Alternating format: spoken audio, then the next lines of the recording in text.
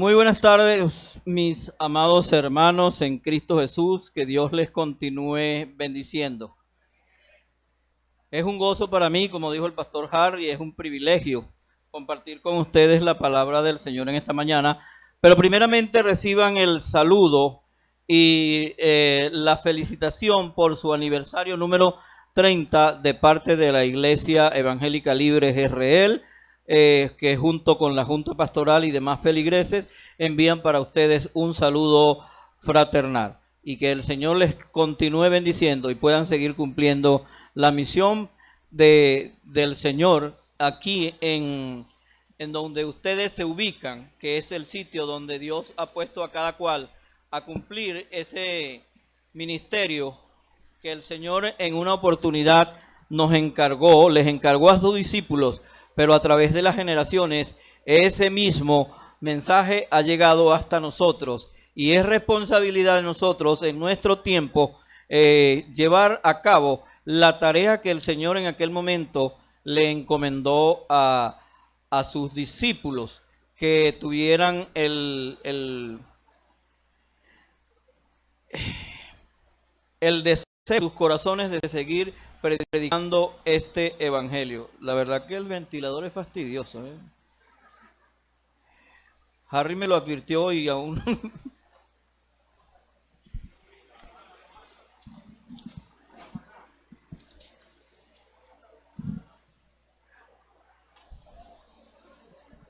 Bien. El pastor me ha asignado la tarea de... Gracias. Ajá. Aquí de este lado.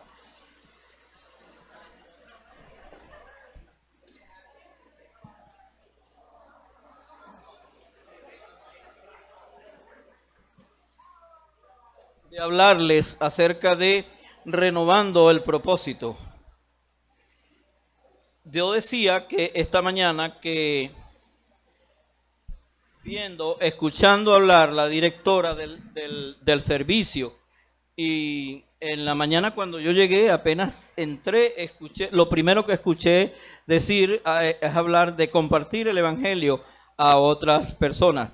Entonces, haciendo un ligero diagnóstico, puedo ver que esta iglesia, por lo menos los de la mañana, están cumpliendo el propósito. Ustedes los de mediodía también lo están haciendo, ¿verdad? Ah, gloria a Dios. ¿Saben que aquellos eran muy simpáticos? Vamos a ver qué tal son ustedes. No, ustedes también son muy simpáticos. Veo simpáticos, veo caras lindas en esta mañana. Dios me los bendiga, mis hermanos. Es un gusto para mí predicar aquí en esta mañana, donde este púlpito era de un gran amigo, Edgar Alexander Gutiérrez. Fue un gran amigo para mí. De hecho, yo pienso que Alexander cuando estuvo allá en Los Teques, ellos me habían dicho para quedarse en mi casa. Al final, estando en la clínica, creo que Gustavo estaba en ese momento con ellos allá en la clínica en Los Teques, ¿verdad? Tú estuviste allá. Él decidió venirse a su casa.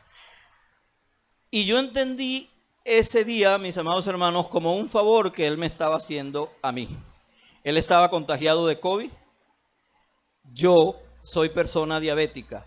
Y creo que Alexander, pensando en eso, dijo, vámonos a la casa. Yo tenía a mi esposa en ese momento preocupada porque le había dicho que él se iba a quedar con nosotros. Y Edgar Alexander tomó la decisión de venirse. Yo vi eso como que él estaba protegiendo en ese momento mi vida. Fue un gran amigo. Y yo decía la otra vez en el campamento que aparte de amigo también fue como aficionado mío. Porque nosotros teníamos un tiempo devocional en el chat de la Umadiel, donde cada quien predicaba unos 5 minutos y después los demás pastores decían excelente, gracias mi hermano. Alexander era el primero que cuando yo lo hacía, él respondía rápidamente, me enviaba ese mensaje de aliento y de estímulo para nosotros seguir trazando la palabra. Conocí su familia, de hecho, Eh, Casi que fui considerado uno de los hijos de Doña María, porque son muy amigos míos, todos sus hermanos, los que han fallecido, incluso este cuñado que falleció hace poco, esa familia fue muy allegada a mí. Y el papá de Alexander era un señor que él no era muy amigable, y los muchachos de la iglesia le tenían miedo. Los que eran jóvenes en la época, cuando yo era joven, le tenían miedo. Pero yo llegaba a su casa y me sentaba a hablar con él, y él me decía: tú eres como de la familia. De hecho, una vez me puse los guantes de boxeo con él. Fíjense hasta dónde llegamos. Era un señor muy serio, eso sí. Pero si usted hablaba con ese señor, era otra. Lo conocí bien. Eso fue por parte de los intermedios, hijos de ellos, que yo conocía a la familia Gutiérrez Ramírez. Me hice muy buena amistad con toda la familia.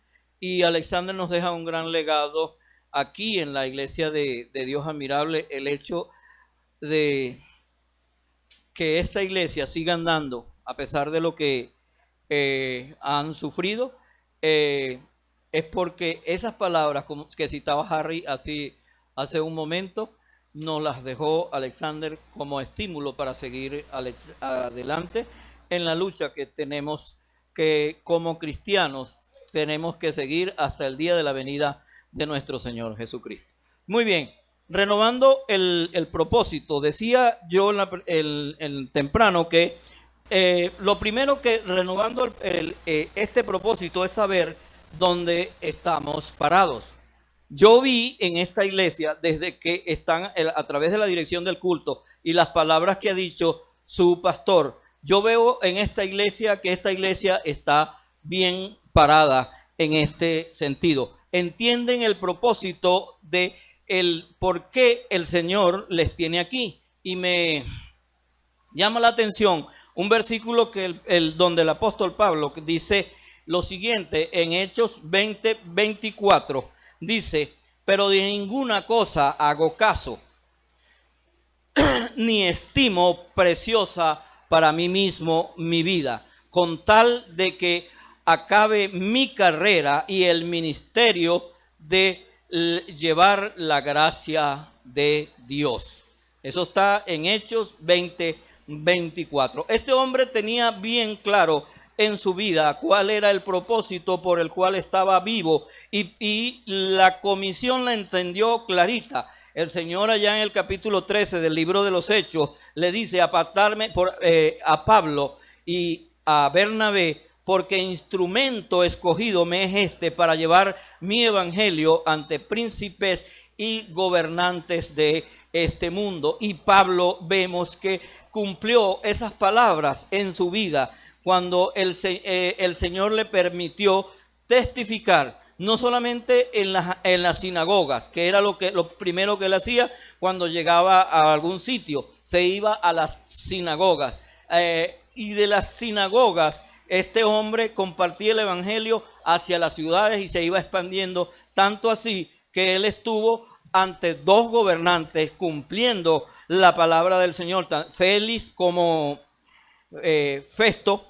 Ellos tuvieron entrevistas directas con Pablo, y uno de ellos dice: casi me persuades a ser evangélico. Entonces este hombre tenía bien claro el propósito de Dios en su vida, cumplir ese ministerio para lo cual el Señor le ha llamado. Una persona que en la vida no tiene un propósito, yo creo que no tiene carrera en su vida que hacer. Porque una vez que nosotros somos personas adultas, nos establecemos un propósito. ¿Qué es el propósito? Es el fin determinado para la vida de cada persona.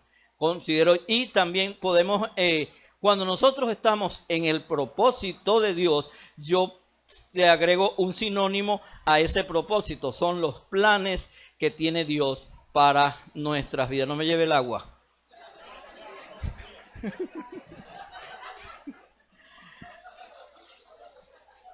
Los planes de Dios para nuestra vida, estamos dentro de ese propósito. Entonces, la persona que tiene claro el propósito en su vida, esa persona está segura hacia dónde va, hacia dónde se dirige. Porque si una persona no tiene un propósito en la vida, no sabe, no se ha fijado una meta en su vida de dónde va esa persona, a dónde va a llegar. Si tú no te has fijado en dónde vas a llegar, entonces no sabes qué vas a hacer y cómo lo vas a hacer.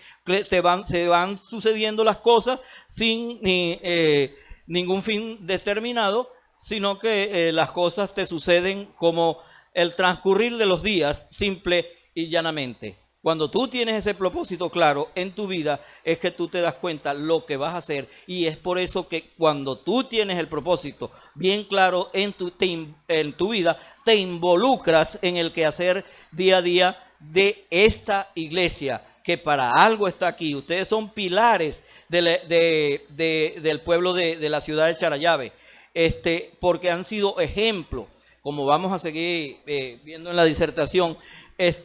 Ustedes deben de tener claro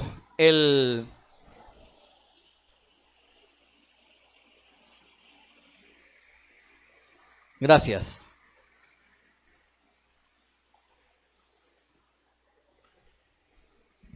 Yo soy diabético, mis hermanos, y se me produce una sequedad en la boca a veces increíble. Normalmente yo salgo los domingos de mi casa con un pote de agua mineral congelado. Entonces, les decía que tener el propósito es tener claro lo que vamos a hacer, y que eso nos hace participantes de lo que es el trabajo dentro de la iglesia. El apóstol Pablo refiere una carta a una iglesia que es la única iglesia a la cual él brinda un elogio. Si ustedes examinan las cartas del apóstol Pablo, a la mayoría le hace correctivos, y sobre todo a la iglesia de Corintios, que tiene que escribirle 2 cartas para lograr el objetivo de hacer esos correctivos que tenía que plantearle a la iglesia, porque a pesar de que era una iglesia con todos los dones, era una iglesia inmadura. Tuvo que escribirle 2 cartas. A los Gálatas les llama Gálatas insensatos, pero a esta iglesia les da muchos elogios. Y siguiendo el ejemplo de esta iglesia, es que quisiera presentarle cómo es eso de renovar el compromiso o el propósito por el cual nosotros nos desempeñamos como hijos de Dios, como cristianos evangélicos que nos presentamos, y cómo hacer entonces este trabajo delante del Señor. Esa iglesia, ¿saben cuál es? ¿Perdón? ¿Quién lo dijo? El hermano aquí dijo tesalonicense, tiene razón. ¿Usted no estaba en el primer culto?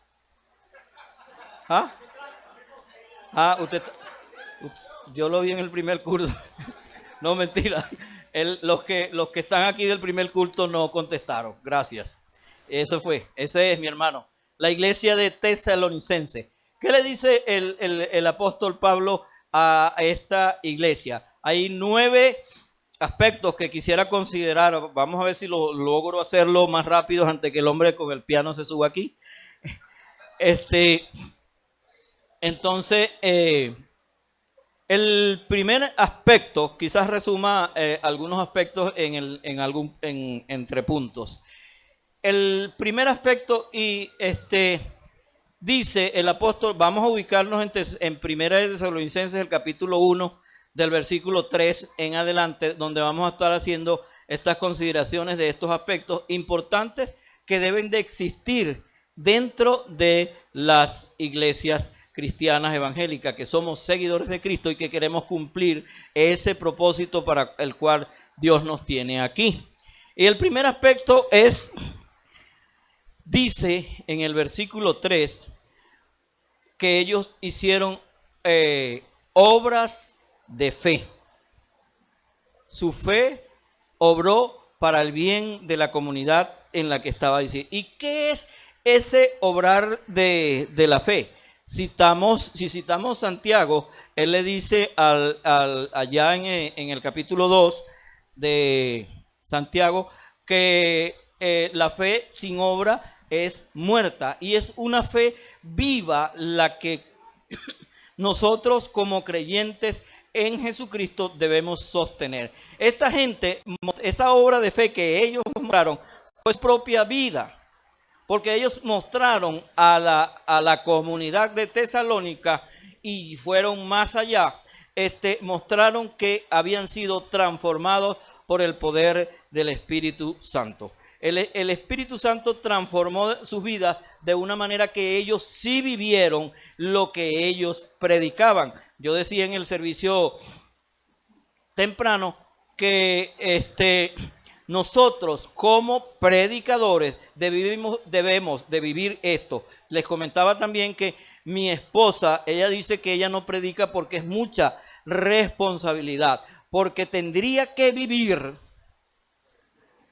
lo que ella está predicando, y a mí me parece muy bien, y es siempre para nosotros que estamos al frente de la iglesia y que tenemos que llevar un mensaje a la iglesia, es un reto para nosotros cumplir con esa palabra, tanto los pastores y líderes, de llevar esa palabra, porque nos toca a nosotros enseñarle a ustedes, pero también tenemos que enseñar con nuestras vidas, que lo que hablamos sea lo que nosotros vivamos. En estos aspectos el Señor nos va a tomar, nos va a ajustar cuentas, nos va a estar llamando a capítulo, nos va a estar dándonos templones de oreja, porque somos los encargados de edificar a la iglesia. De manera que nosotros debemos de ser ejemplos, no como dicen los curas: ustedes hagan lo que yo digo, no lo que yo hago. Nosotros no predicamos de esa manera. Nosotros queremos vivir una vida que obra para beneficio de la grey de Dios y para beneficio de aquellos que están fuera de la iglesia. Entonces, esa obra de fe es nuestra actuación dentro del Evangelio. Creo en el Señor Jesucristo como mi Señor y Salvador. Si soy cristiano, como los llamaron en Antioquía, que algunos traducen eso pequeños cristos, o algunos otros también traducen la palabra cristiano como seguidor de Cristo. Como sea, para mí está bien, Harry. Para mí está bien. Pequeños cristos, seguidores de Cristo. ¿Por qué? Porque mostraban la vida de Cristo en sus vidas. Por eso en Antioquía les llamaron de esa manera: cristianos, seguidores de Cristo.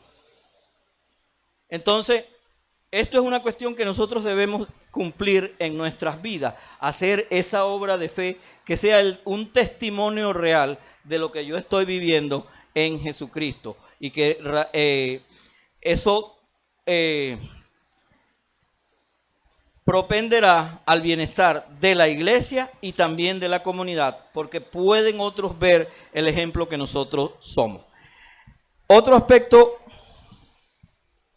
es que en el versículo 3 mismo dice: la obra de vuestra fe, del trabajo de vuestro amor. Esta gente no trabajaba con un interés personal. Esta gente podía decirse lo que se llama altruista, que es una persona que obra desinteresadamente por el bien de los demás. Eso es lo que significa altruismo. Estas personas no estaban interesados en publicar sus obras, pero las obras se publicaron solas. Lo que ellos hicieron, el trabajo de su amor, fue reconocido por la ciudad de Tesalónica. Les decía temprano que la ciudad de Tesalónica era una ciudad grande. Ahí habían alrededor de 200,000 personas, Y todas esas personas llegaron a conocer del Evangelio de Jesucristo a través de lo que fue la formación de la iglesia, que fue que ellos recibieron la palabra del Señor en medio de una persecución. ¿Se acuerdan del capítulo 17 del libro de los Hechos? Cuando el apóstol Pablo predicó en Tesalónica, algunos que no estuvieron de acuerdo, que no aceptaron y que no siguieron al Señor como su Salvador y Señor, alborotaron al pueblo de Tesalónica, y en el versículo 6 dice, cuando ellos los acusan ante las autoridades, y estos que trastornan el mundo también han venido a nosotros. Así, de esa manera, llegó el Evangelio a la iglesia de Tesalónica. Ahí, de hecho, el que agarraron en ese momento, llamado Jasón, él tuvo que pagar una fianza para salir de la cárcel en ese momento. De manera que ellos recibieron, en medio de una persecución, recibieron el Evangelio. Pero eso no les amilanó para hacer estas obras de amor, las cuales el apóstol está mencionando acá. El trabajo de nuestro amor.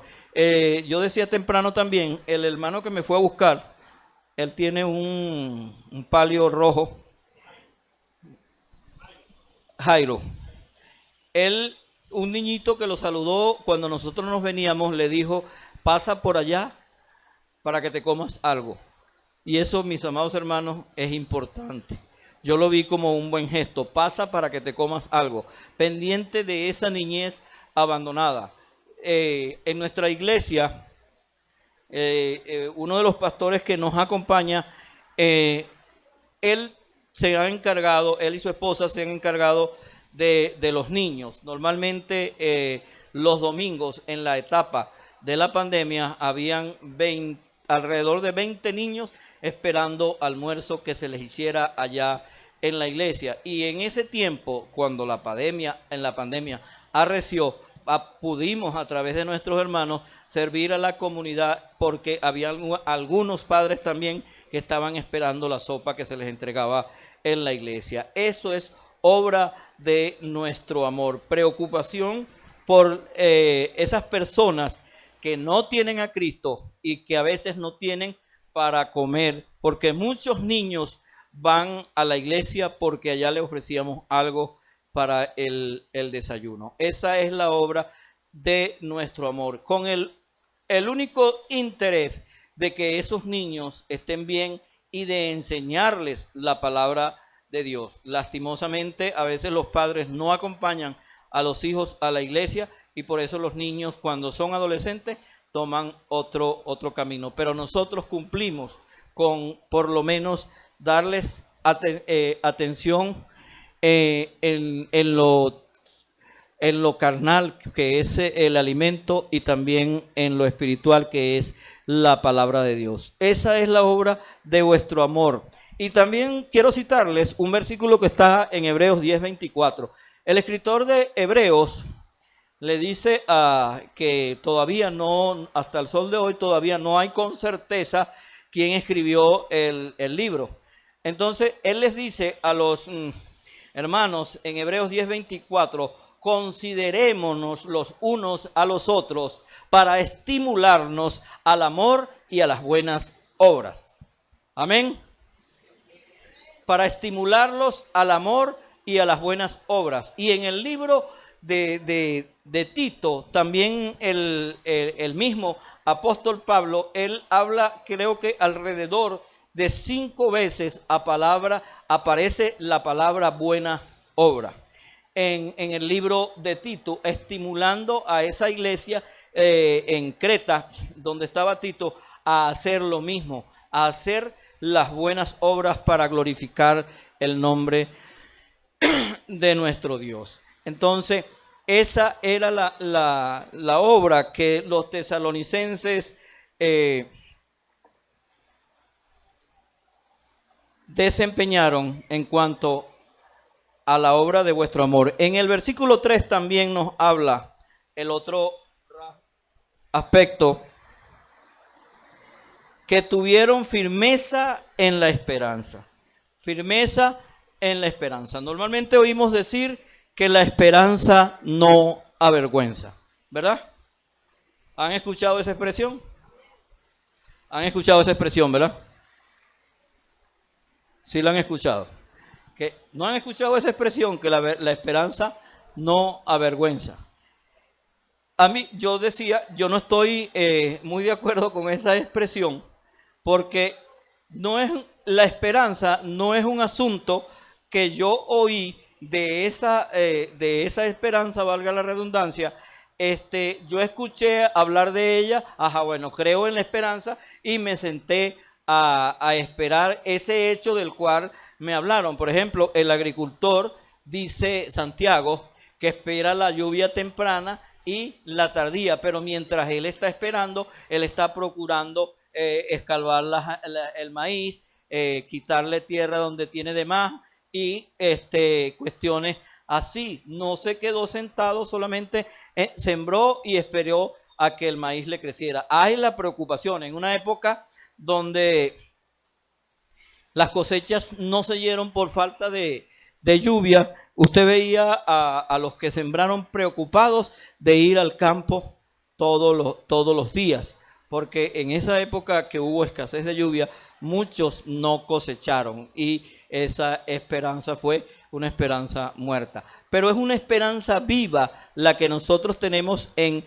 Jesucristo, que al decir yo con firmeza tenían esperanza, es una firmeza activa. No me deja a mí esperando, sentado aquí en la iglesia sin hacer más nada. Es una esperanza que estoy consciente de ella todos los días de mi vida. No se me olvidó por un momento de que hay una esperanza. Por ejemplo, Jesucristo viene. Amén. Jesucristo viene. Entonces, esto no es una esperanza para nosotros sentarnos. ¿Verdad que no? No es una esperanza para nosotros sentarnos a decir, ya yo tengo a Jesucristo en mi corazón, ya yo no tengo más nada que hacer. No es una esperanza activa que me lleva a mí a llevar esa misma esperanza a otros que no tienen esperanza en el Señor.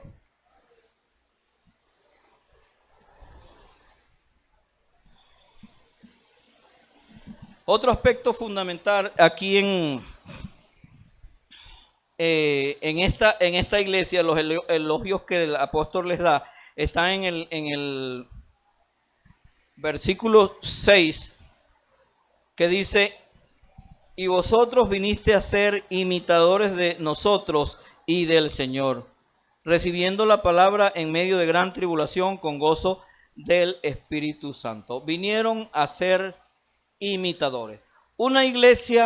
Esta iglesia fue llamada a ser imitadora del trabajo de los apóstoles, porque ellos trabajaron en sí. El apóstol Pablo les escribe una parte donde le dice que todos debían trabajar, porque cuando nosotros estuvimos entre nosotros trabajamos. Y allá en el libro de los Hechos, el apóstol Pablo dice que él trabajó y para no ser gravoso, de manera que este hombre les estaba diciendo que imitaran lo que él hacía delante del Señor. Fue un hombre que llevó hasta el extremo la predicación del Evangelio, y gracias a él se cumplió lo que dice Hechos 1:8, que me seréis testigos en Jerusalén, en Samaria, en Judea y hasta lo último de la tierra. Este hombre se encargó de eso, de expandir el Evangelio. Y esta gente de Tesalónica, ellos también hicieron el trabajo de los apóstoles. Pablo trabajaba haciendo carpas y las vendía, y de eso él se sostenía. No era carga para la iglesia, aunque en el capítulo 9 de Primera de los Corintios, él le dice que si el ministro de Dios tenía trabajo a recibir paga, pero él no hacía caso de ese derecho, se lo reservaba, trabajaba para mantenerse. Y era lo que el apóstol Pablo quería hacer con esta gente de Tesalónica, porque más adelante donde ellos le dice un versículo, el que no trabaje tampoco coma. Se lo dice el apóstol a esta gente, el que no quiere trabajar tampoco coma. Entonces ellos fueron ejemplo, y la iglesia, que en un tiempo es llamada a ser imitadores, pasó a ser digna de ser imitada. ¿Cómo lo ha sido, digo yo, la iglesia Dios Admirable Charallave a través de los tiempos? Han sido formadores de líderes, han sido porque para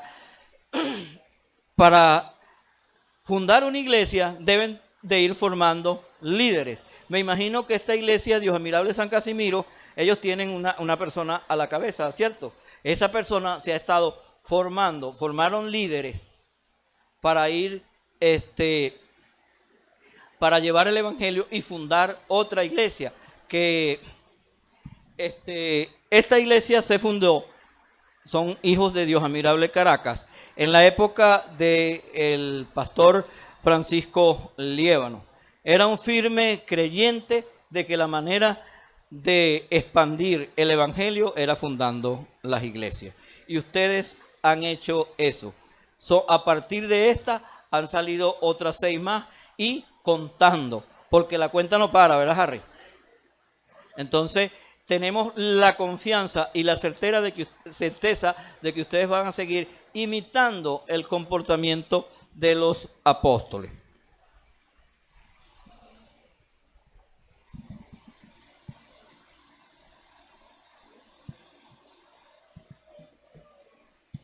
En el versículo 7 nos dice que de tal manera que habéis sido ejemplo a todos desde Macedonia y de Acaya los que han creído. ¿Qué ventaja tenían aquellos creyentes que recibían la palabra del Señor de estas personas? Hoy día ustedes pueden hacer lo mismo. Es una ventaja que teniendo creyentes firmes aquí dentro de la iglesia, porque así los que acepten al Señor de aquí en adelante van a ser discipulados de una manera de que sus vidas se edifiquen cada día en la palabra del Señor, porque ustedes con sus vidas van a ser el ejemplo, el modelo que van a seguir los que aceptan al Señor de aquí en adelante. En aquel tiempo hubo esa ventaja para estos creyentes, que eran una iglesia firme en lo que habían creído, sabían cuál era el propósito y para qué el Señor los había llamado.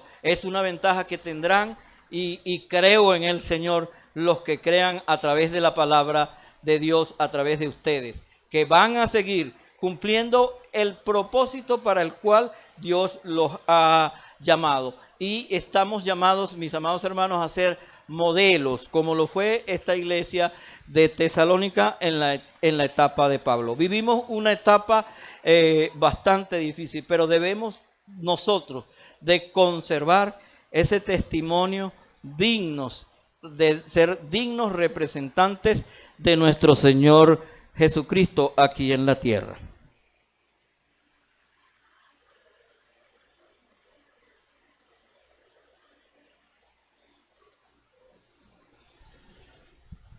Esta agua no está fría, ¿oyeron? Disculpen. No es mala atención de los ujieres, es que ellos no sabían. En el primer culto yo les dije que yo me había vuelto caprichoso en ese sentido. Yo vengo del campo, mis hermanos. Y en mi niñez yo tomaba agua de laguna. Cuando agua reposada tomábamos, era de una tinaja, era un agua bien sabrosa que caía del aguacero directo a la tinaja. Pero pasado el tiempo, mi mamá misma me decía, es que usted ya no es el mismo. Han cambiado muchas cosas en mi vida. Yo me bañaba en el agua también de la laguna. Hoy día, si no es con calentador, no me baño. Y yo no soy cifrino, que conste. Ni soy persona exigente. Entonces, si estamos llamados a ser modelos. ¿Qué quieres imitar del liderazgo que lidera a ustedes aquí dentro de esta iglesia. ¿Qué cosas tiene tu pastor que son dignas de imitar? Yo les aseguro que este hombre es un hombre que tiene cosas que imitar de él. Por ejemplo, su dedicación a la iglesia. Es una cuestión en el pastor, él me contaba que dejó lo que estaba haciendo con las antenas satelitales porque hay trabajo dentro de la iglesia que requiere más tiempo de él. Eso es algo digno de imitar de su pastor, y quizás otros pastores también hagan lo mismo. Su tiempo de oración, cómo es con su familia, porque nosotros tenemos requisitos como pastores que hay que cumplir, y una de las cosas que nos exige el pastorado es que seamos buenos gobernantes de nuestras casas. Así, entonces, ¿cómo vamos a gobernar la iglesia si tenemos nuestras casas en desorden? Que es una de las cosas que también mi esposa me vive diciendo constantemente. Entonces, cuando ustedes ven un buen carácter en el hombre que los dirige, en los líderes que están al frente de ustedes, que sean dignos de imitar, eso es lo que debemos de imitar en ellos. Sed imitadores de mí, les dijo Pablo a los filipenses, como yo lo soy de Cristo. Yo contaba algo que me pasó hace muchos años con un compañero de la iglesia. Estábamos en el puente del distribuidor La Bandera allá en Caracas, y él me decía que para él era incómodo estar en la iglesia porque no tenía gente a quien imitar. En el momento yo le contesté que la única persona digna de imitar va a ser Jesucristo. Claro que debe haber dentro de la iglesia gentes que sigamos un patrón y que nos conduzcamos según la palabra de Dios, y que debemos de dar un buen ejemplo. Lo tiene que haber dentro de ustedes que están acá. Pero si alguno no lo consigue, en Jesucristo lo hallarás. En Jesucristo lo hallarás. Jesucristo nunca falló. Nunca le falló a los discípulos que estuvieron con él, y en la gran comisión él dejó una promesa que hasta el día de hoy está presente en nosotros. He aquí, yo estoy con vosotros todos los días hasta el fin del mundo. Sus pastores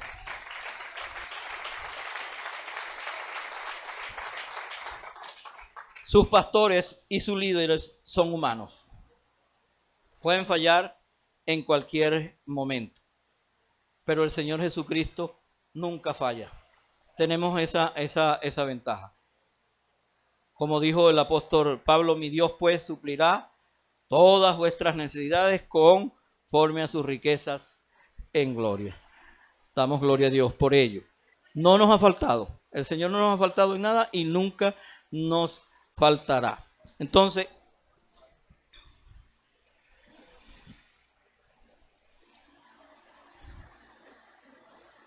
hay necesidad dentro de la iglesia de que tengo entendido que ustedes son los que tienen más tiempo. Este turno es el que tiene más tiempo dentro de la iglesia, ¿no? Si yo asistiera aquí a esta iglesia, yo vendría al culto temprano. En serio. Yo tengo mis razones. Yo digo, voy tempranito. No ando con la carrera de la 1 de la tarde, que al salir de aquí tengo que salir corriendo a hacer el almuerzo, en algunos casos que casi nunca se prepara el día anterior. Entonces yo, si asistiera a esta iglesia, vengo al culto de la mañana, ya a las 11 estoy libre de todo. Tengo una hora para cocinar y estar reposadito y tomar toda la tarde para descansar o para lo que vaya a hacer. Yo no le estoy diciendo que ustedes están haciendo mal en el hecho de que vengan al segundo servicio, pero tengo entendido que ustedes son los más antiguos que los que vienen temprano, ¿verdad? Entonces, ustedes necesitan ver, o aquellos que tienen menos tiempo del el Evangelio necesitan fortalecerse en la vida de ustedes. Necesita fortalecido por ese modelo que ustedes son para los otros. Ojo, mis amados, no está mal en que vengan a esta hora. Sigan viniendo. No dejen de faltar. ¿Los podemos ver el próximo domingo? Amén. Eso es lo que queremos. Entonces, pero sí hay necesidad de eso. Pastor Harris, hermano Douglas, Gustavo, el mismo amigo Alexis López. Hay necesidad de modelar para aquellos que están al cuidado de nosotros. Porque como lo dijo el apóstol Pedro en el capítulo 5 y el versículo 1 de su primera epístola, apacentad la grey que está entre vosotros, cuidando de ella, no como teniendo señorío de los que están a vuestro cuidado. El pastor Harry me decía que te habían nombrado, ¿qué cosa? Pastor de Charallave, ¿fue una cosa? Le dieron un reconocimiento como pastor de Charallave. Damos gracias a Dios por el reconocimiento hecho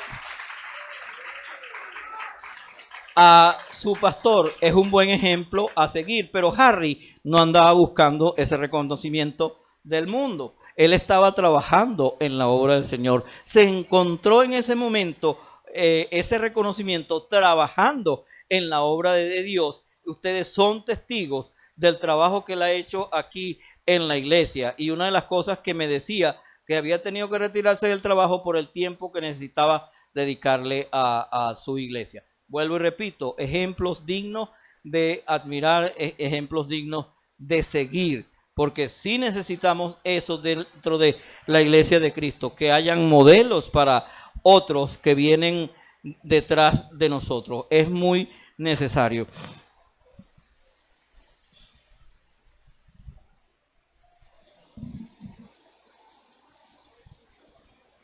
Esta gente fueron también testigos del Evangelio. En el versículo de 8 lo podemos decir, ver. Porque partiendo de vosotros ha sido divulgada la palabra del Señor no solo en Macedonia y Acaya, sino también en todo lugar. Vuestra fe en Dios se ha extendido, de modo que nosotros no tenemos nada de necesidad de hablar nada. Fíjense hasta dónde ellos son responsables de haber evangelizado, o de que aquellos 200,000 habitantes de la época del apóstol Pablo y de esta iglesia tesalónica fueran alcanzados por el evangelio. Era una ciudad bastante grande, porque en aquellos tiempos esas ciudades no, ¿cómo se llama? No había mucha población, no había muchos habitantes de la tierra. Y esto era siendo ellos 200,000, y fíjense, todos ellos, como dice el apóstol aquí, testificando de lo que la iglesia fue en aquel tiempo, todos ellos escucharon el evangelio. Les decía que en la época de los primeros discípulos, cuando los apóstoles estaban formando la iglesia, en el libro de los Hechos, se alcanzaron en 6 meses 250,000 nuevos para el Señor Jesucristo. Que esta gente, tal como lo dijeron los de Tesalónica, los que alborotan el mundo han venido hasta nosotros. Esta gente cumplió, mis amados hermanos, el propósito de Dios en sus vidas. Era un promedio como de 42,000 personas mensuales. En 6 meses lograron evangelizar 250,000 personas. Vean cómo se expandió el evangelio en aquella etapa. Y estos de Tesalónica también lo lograron hacer, porque partiendo, como dice ahí, desde Acaya, desde Macedonia. Macedonia era, como decir, la provincia en la cual estaba inmersa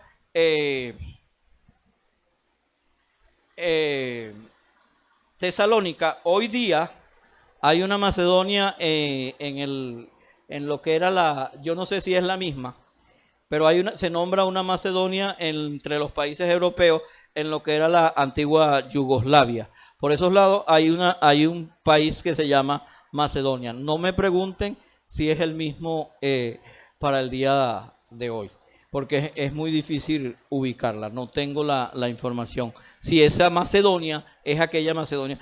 Pero el Evangelio llegó y llegó con fuerza, porque ellos dijeron que el apóstol Pablo, y este es el otro punto a seguir, les decía que ellos recibieron el evangelio en gran tribulación. Expandieron ese evangelio, pero eso no el hecho de recibirlo en gran tribulación no les fue a ellos impedimento para seguir multiplicándose. Como decía el pastor en su intervención, que muchas iglesias, Dios admirable, sigue en pie y lo seguirá por muchos años. Muchas iglesias han desaparecido. Tuve conocimiento de una iglesia en Valencia donde eran 500 y el pastor se quedó solo. De un solo alón desaparecieron 500 personas de una iglesia allá en Valencia. Todos, pero todos, no sé cómo hicieron y en qué autobús se fueron, pero todos salieron del país. Todos salieron del país en un momento. Nos hemos quedado en medio de dificultades, luchando el día de hoy con lo que podemos. Yo les decía temprano a los otros que en este tiempo el Señor le ha dado a nuestra organización y sobre todo los pastores han conseguido préstamos para emprender un negocio. Damos gracias al Señor por los que han emprendido y muchos pastores el día de hoy, y entre ellos vemos contentos. Ustedes lo vieran cuando él llega a campamento con una cestica de golfeado, ese hombre anda más feliz. Ese es el pastor Alexis López, que el Señor le ha bendecido y de tal manera que él pagó la matrícula en febrero con los golfeados que vendió allá en campamento. Eran $30 que no tenía, pero él con fe y con su maleta, con su cava de golfeado, llegó allá vendiéndolo y completó la matrícula para la gloria de Dios, ¿verdad, Alexis? Entonces, en este tiempo de tribulación, el Señor nos ha ayudado. Yo no sé si aquí hablan mal de la bolsa, se sienten incómodos con la bolsa, por la harina amarilla que les llega, lo que viene sardina, lo que viene, yo no sé si ustedes están incómodos con esa bolsa, pero hoy día yo no recibía bolsa. Yo estoy en una zona donde son orgullosos y no querían favores del gobierno, pero se han visto la cosa tan peluda que han aceptado favores del gobierno. Y hoy día a los edificios donde vivo llega una vez cada mes y medio. Y tengo la fortuna de que una de mis hermanas, ella es la jefe de la junta comunal y en su casa reciben las bolsas y esas cuestiones que si alguno de ustedes trabaja en esto saben que no pueden devolverlas. Entonces he tenido la fortuna que en casa de mi hermana siempre sobran 2 o 3 bolsas y ella me las ha dado a mí. El Señor ha provisto, no me quejo. De lo que yo no tengo trabajo en este momento. Siempre he sido persona que ha trabajado y en una época me fue muy bien, pero en este tiempo no tengo trabajo. He estado reparando mi carro, que yo recibí el préstamo de la Humadier para reparar el carro y trabajar con él. Ruego a Dios sus oraciones para completar lo que me falta del carro y poderme desenvolver y tener el sustento para mi familia. Es lo que pido en este tiempo. No he pedido riqueza, simplemente que el Señor me ayude a mantener a mi esposa y el muchacho que le ando buscando esposa para ver si lo corro de la casa.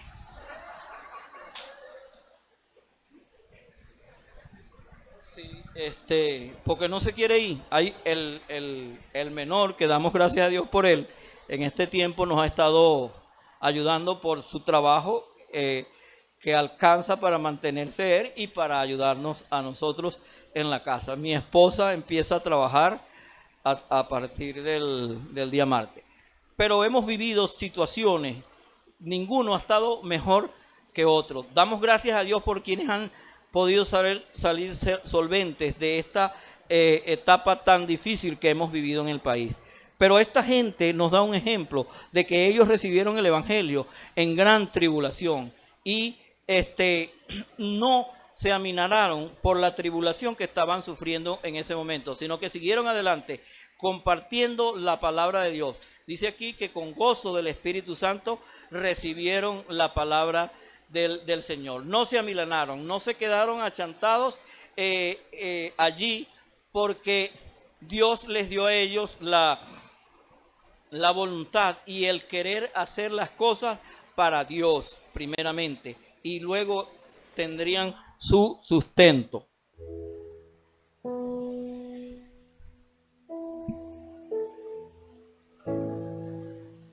Dos cosas para terminar. Esta vez te gané.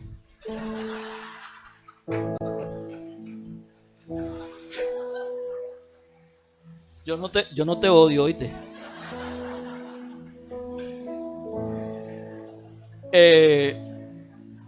Sirvieron al Dios vivo, al único Dios que vale la pena servir. No hay otro. Cuando yo llegué al ministerio, y yo creo que algunos aquí han oído escuchar el nombre de Lorenzo Pino. Los que son viejos en el evangelio conocen a Lorenzo Pino. Yo no sé si Harry sabe quién es Lorenzo Pino. Ok. Lorenzo Pino me encontró, Dios admirable, se enteró de que yo estaba ejerciendo el pastorado. Se acercó y me dijo: es lo mejor que puedes hacer en tu vida. Ya vas a ver cuán grato es servir a Dios. Mis amados, y lo he comprobado. Me encanta el trabajo que yo estoy haciendo, sea poco o sea mucho, dentro de la iglesia, porque pienso que es importante para Dios. En nuestra iglesia tenemos un ministerio que es visitar a los geriátricos. Se visitan 4 geriátricos todos los días. Se atienden alrededor de 200 pacientes a la semana. Se les hace un ligero servicio y se les da una merienda. Y cada vez que yo estoy desanimado, me voy para los geriátricos. Ustedes vean cómo me abrazan ahí en ese sitio. Me anima: pastor, Dios le bendiga. Y aquellas ancianitas te abrazan, te dan besos, cariño, todo. El Señor nos ha bendecido. Por eso pienso que es importante el hecho de que estemos al frente de la iglesia Israel, porque está cumpliendo una misión que otros estamos al servicio de Dios. Y es si ustedes algún día pasan por un geriátrico, verán lo difícil que es trabajar con estos ancianos, que a veces también los lleva nuestra hermana, la directora del ministerio, los lleva a la iglesia. Son alrededor de 25, 30 ancianitos que van al servicio. Es difícil atenderle, pero es importante la tarea, porque cuántas personas, si no se les lleva el evangelio a esos geriátricos, han partido de este mundo sin conocer a Cristo. Esas personas, por la labor que la iglesia Israel hace para ellos, han testificado de que han aceptado al Señor como su Señor y Salvador. De manera que el trabajo de Dios no es en vano. Servimos al Dios vivo. Por último, esta gente tenían esperanza en la venida de nuestro Señor Jesucristo. Amados hermanos, han pasado muchos años desde que fue escrita esta carta. Y el apóstol les dice que les habla en el capítulo 4 y 5 acerca de la venida del Señor y del arrebatamiento. Han pasado 2000 años al nuestro. Las palabras del Señor se han ido cumpliendo paulatinamente. Lo que sucedió en Israel, con el ingreso de Palestina, o con los bombardeos que hicieron los palestinos a ellos, es cumpliéndose la palabra de Dios. El territorio de Israel hasta Jerusalén, donde está el templo, va a ser tomado, y es donde habla Daniel de la abominación desoladora. Vendrá la abominación desoladora. De manera que les estoy citando estas profecías porque la venida del Señor está cerca. Una profecía más clara de la venida del Señor es el hecho de, le dijo el Señor a sus discípulos: cuando veas la higuera florecer, el tiempo de nuestra venida está cerca. Le dijo el Señor a sus discípulos. El pueblo de Israel, que es el símbolo de Israel, es la higuera, es referido a ese momento cuando en 1948 el pueblo de Israel se volvió a fundar como nación, y del 1948 hasta esta fecha han pasado 25 años, y el Señor Jesucristo dijo: no pasará esta generación hasta que esto se cumpla. Han pasado 2000 años. El apóstol Pedro dice: para Dios 1000 años son como un día, y 1000 años son como un día, y un día como 1000 años. Eso dice en el capítulo 3 de segunda de Pedro, y dice que el día del Señor vendrá. No como piensan algunos, que el Señor